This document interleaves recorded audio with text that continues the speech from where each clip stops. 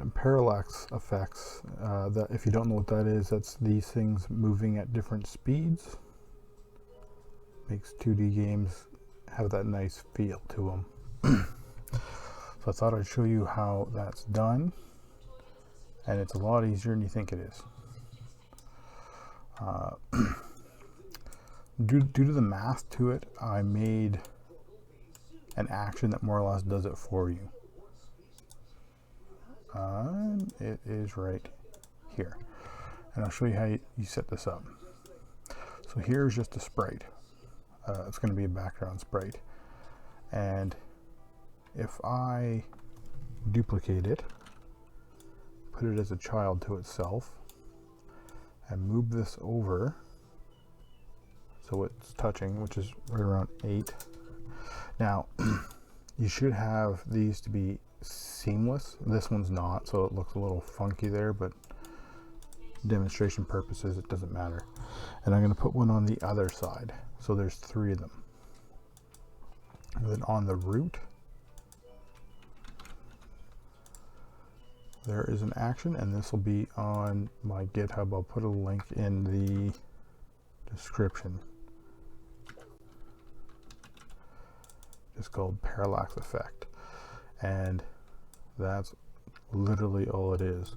And depending on where you put this, actually let's make this a variable. We'll just call it P. So it's at 0, and let's take that off. My camera's auto move off. So the camera is sitting here, and if I move it, it's not moving at all. And if I take that same background and I put it up to 1, and now I move the camera, it moves right with the camera perfectly.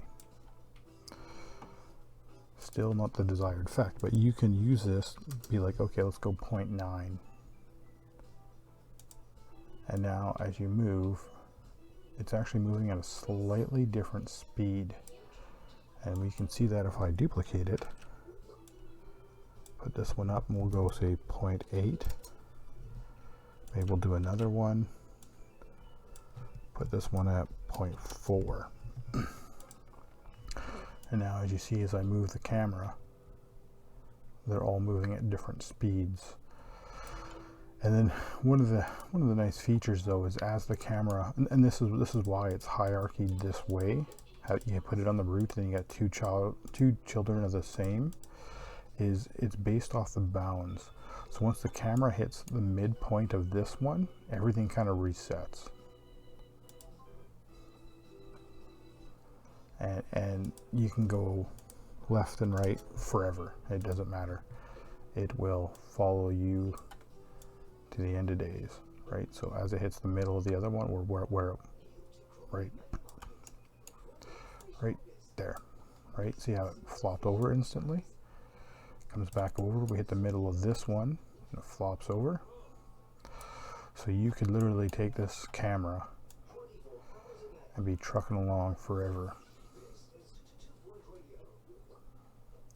And this background will follow you.